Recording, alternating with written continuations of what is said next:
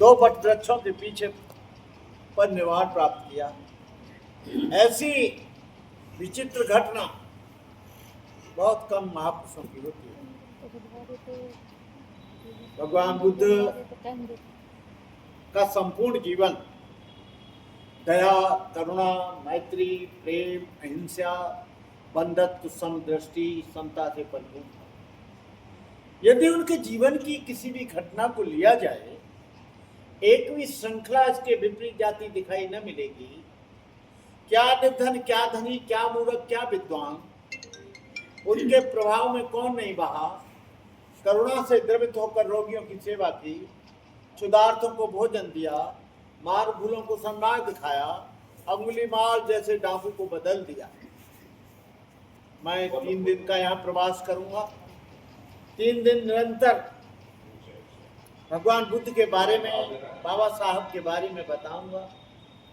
आज हम जिस मुकाम पर पहुंचे हैं, आज हम जिस भगवान बुद्ध को जानने का प्रयास कर रहे हैं, आज हमारे घरों में जो भगवान बुद्ध का संदेश पहुंचा है, उसमें विशेष योगदान बोधिसत्व डॉक्टर बाबा साहब अम्बेडकर का है। बोधिसत्व डॉक्टर बाबा साहब अम्बेडकर ना होते तो बाबा साहब डॉक्टर अम्बेडकर के द्वारा 6 दिसंबर 1956 को हम लोगों ने बौद्ध धर्म की चर्या को स्वीकार किया। बाबा साहब अम्बेडकर, हम नहीं जानते बुद्ध कभी रहे होंगे, हम नहीं जानते कि 2500 वर्ष पहले क्या हुआ था, लेकिन हम ये जरूर जानते हैं जो 70 साल पहले जो घटना घटित हुई, जो 70 साल पहले जो एक बहुत बड़ी आजादी का बिगुल बजा, 70 साल पहले जो हमारे जो दबे पिछड़े लोग थे उनको आज़ादी मिली, जो हमारी बहनें थी उनको पढ़ने का अधिकार मिला, जो हमारे भाई थे उनको शिक्षित होने का अधिकार मिला। ये संवैधानिक अधिकार बोधिसत्व डॉक्टर बाबा साहब अम्बेडकर के द्वारा मिला। जब हमको पढ़ने का अधिकार मिला तो हमको नौकरी मिली। नौकरी मिली तो 4 पैसे हमारी जेब में आए। 4 पैसे जेब में आए तो हमने मकान अच्छा सा बनाया, LCD टीवी लगाया, अच्छे अच्छे ड्राइंग रूम बनाए, अच्छे अच्छे सोफा सेट डाले। ये बाबा साहब डॉक्टर अम्बेडकर की देन है। पैसा हमारी 3 चीजों का हरण हुआ, बुद्धि, बल और विद्या। जब आदमी की बुद्धि चली जाती है तो सारा ज्ञान नष्ट हो जाता है। अच्छे बुरे को नहीं जान पाता है, लाभ हानि को नहीं जान पाता है, यश अपयश को नहीं जान पाता है, जय पराजय को नहीं जान पाता है, सुख दुख को नहीं जान पाता है। इसलिए बाबा साहब ने कहा कि शिक्षित बनो। अशिक्षित आदमी को कोई ज्ञान नहीं होता है। आप लोगों का बल छीना गया, आप लोगों का धन छीना गया, आप लोगों को जंगली बना दिया गया, जानवर से बदतर बना दिया गया। लेकिन बोधिसत्व डॉक्टर बाबा साहब अम्बेडकर ने 14 में अनुच्छेद और 16 में अनुच्छेद में हम लोगों को बोलने की आज़ादी दी, बात करने की आज़ादी दी, धर्म को ग्रहण करने की आज़ादी दी, बातचीत करने की आज़ादी दी। उसके बाद इस देश में 2 संस्कृति थी, एक ब्राह्मण संस्कृति, एक श्रमण संस्कृति। ब्राह्मण संस्कृति वर्ण व्यवस्था की पोषक है, ऊंच नीच की पोषक है, छुआछूत की पोषक है। लेकिन श्रमण संस्कृति जन्म के आधार पर किसी भी व्यक्ति को श्रेष्ठ नहीं मानती। वहां पर कर्म का महत्व है, शुद्धता का महत्व है, पवित्रता का महत्व है, purity of mind, purity of spirit, purity of body का महत्व है।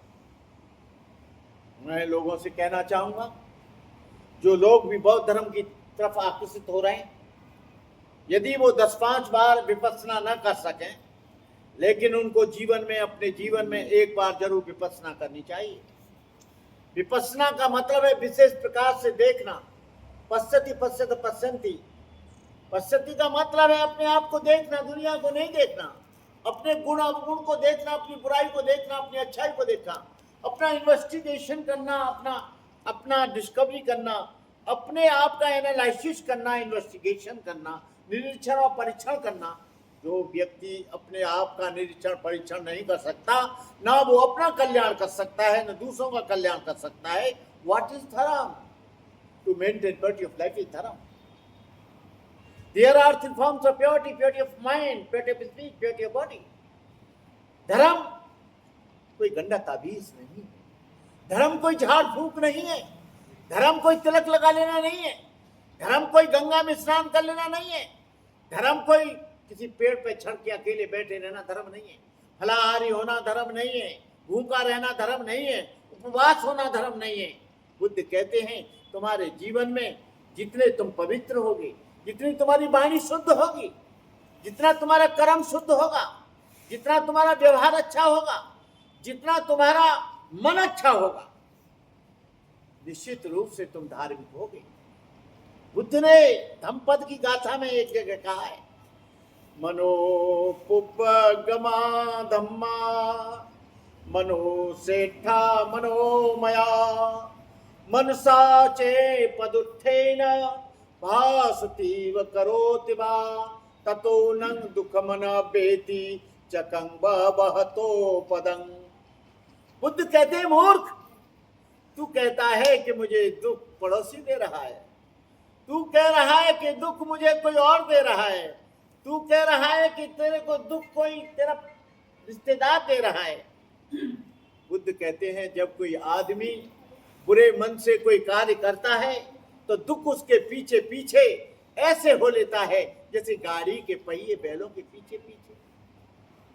ये दुख 5 दरवाजों से प्रवेश करता है, 6वें दरवाजे में जाकर रुक जाता है. जो 6 आयतन है शरीर के, 6 आयतन कौन से हैं? इसे बुद्धिज्म में पाली संस्कृत में सिद्ध आयतन कहते हैं. सिद्ध आयतन कौन से हैं? आंख है 1, कान है 2, नाक है 3, जिह्वा है 4, शरीर त्वचा है 5. और जब इनका प्रक्षेपण होता है तो उसका प्रभाव मन पर पड़ता है. और मन पर कब पड़ता है? चाहे तो देखकर पड़ता हो, चाहे सुनकर पड़ता हो, चखकर पड़ता हो, सूंघकर पड़ता हो. और मन पर कब पड़ेगा? आंख से देखकर, ओहो उसका मकान बहुत अच्छा है, उसकी साड़ी बहुत अच्छी है, उसके कपड़े बहुत अच्छे हैं, उसका सोफा सेट बहुत अच्छा है, उसका घर बहुत अच्छा है, उसके जूते बहुत अच्छे हैं, उसकी टाई बहुत अच्छी है.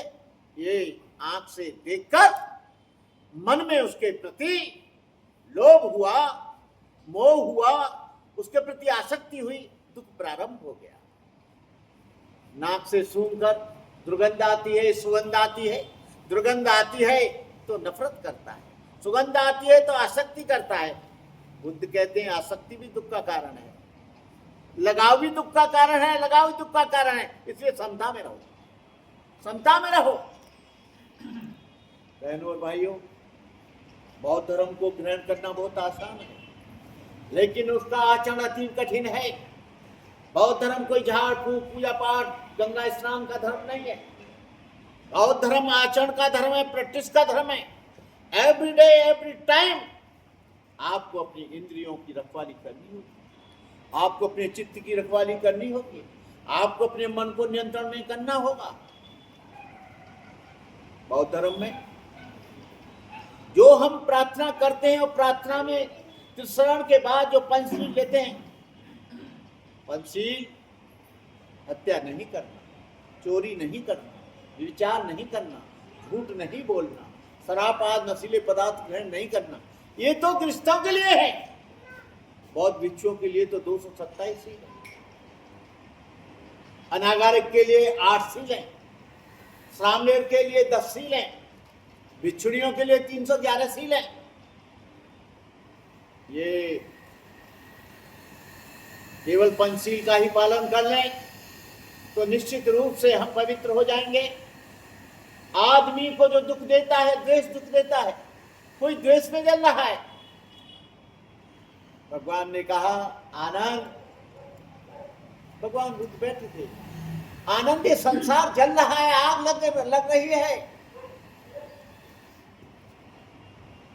आनंद ने कहा तथागत कहाँ आग लग रही है, मुझे तो कुछ दिख नहीं रहा. बोले बहुत जोर की आग लगी है संसार में. द्वेषाग्नि है, मोहाग्नि है, क्रोधाग्नि है, लोभाग्नि है। लोभ जैसी आग कोई नहीं, वो उसको नदी की तरह बहा ले जाता है। द्वेष जैसी आग कोई नहीं, जो आदमी को भस्म कर देता है। काम जैसी आग कोई नहीं, जो आदमी के जीवन को नष्ट कर देता है। मोह जैसा जाल नहीं। भगवान बुद्ध ने एक जगह कहा, फननं चपलं चित्तं दुःखं दुनिवार्यं उजुं करोति मेधावी उत्कारो बते जनं। मन बहुत चंचल है, बहुत दूर दूर चला जाता है। मेधावी पुरुष इसको उसी तरह सीधा करते हैं जैसे बाण बनाने वाला बाण को। लेकिन दूसरी तरफ भगवान बुद्ध ने कहा है, बार जो बथले कितो ओक मोक तौपतो पर फंदन तिदं चित्तं मार देहं पाहतवे। जैसे जल में से निकाली हुई मछली बार बार जल में जाने के लिए तड़पती है, वैसे ही हमारा मन बार बार भोग विलासों के लिए तड़पता है। उसको नियंत्रण करना बहुत मुश्किल है। भगवान बुद्ध की वाणी पूरी की पूरी अनुशासन पर निर्धारित है। भगवान बुद्ध का पूरा संदेश शील, सदाचार, करुणा, मैत्री, प्रेम, स्नेह, प्रज्ञाशील समाधि पर आधारित है। हम अपनी बुद्धि से सोचें और अपने ज्ञान और विवेक से उसका निर्णय करें। पहले बहुत से लोग बुद्ध के समय में प्रचार करने आते थे। वैदिक धर्म वाले आते थे, निगंठ आते थे, जैनी आते थे, रामपुत्र के मानने वाले आते थे। तो लोग कहते कि हम बड़े भ्रमित हैं, अंते भगवान हम बहुत भ्रमित हैं। वो आते हैं पहाड़ से, वो कहते हैं हम जटाधारी हैं, 150 वर्ष से हमने जटाएं रखा रखी हैं, काटी नहीं है, हमसे बड़ा ज्ञानी कोई नहीं। दूसरे आते हैं कि हम प्रातः ही स्नान गंगा में करते हैं, हमसे बड़ा ज्ञानी कोई नहीं। तीसरे आते हैं कि हम फलाहारी हैं, हम फली फल खा रहे हैं। चौथे ने कहा कि मैं पहाड़ पर बैठकर उपोषित करता हूं। तब बुद्ध ने कहा कालामो लोगों से कि कालामो, किसी बात को इसलिए मत मानो कि धर्म ग्रंथों में लिखी है। किसी बात को इसलिए मत मानो कि बहुत से लोग कह रहे हैं। किसी बात को इसलिए मत मानो कोई जटाधारी कह रहे हैं। किसी बात को इसलिए मत मानो कि मठाधारी कह रहे हैं। किसी बात को इसलिए मत मानो कि चिमटा वाले कह रहे हैं। किसी बात को इसलिए मत मानो खंजरी वाले कह रहे हैं। किसी बात को इसलिए मत मानो कोई बहुत बड़े आचार्य कह रहे हैं। और किसी बात को इसलिए मत मानो कि मैं कह रहा हूं। बुद्ध ने इतना बड़ा चैलेंज, उन्होंने कहा तुम मेरी बात को भी मत मानना, लेकिन उस बात को जरूर मान लेना जो बुद्धि और तर्क की कसौटी पर खरी उतरे। और जो बात तुम्हारे लिए भी ठीक है, मेरे लिए भी ठीक है, अंत में भी ठीक है, भविष्य में भी ठीक है, वर्तमान में भी ठीक है, भूतकाल में भी ठीक है, वही सत्य है। वही सत्य है जो तर्क के आधार पर हो। भगवान बुद्ध ने किसी चीज को लाम लपेट करके नहीं दिया। भगवान बुद्ध ने कभी पर्ची नहीं निकाली।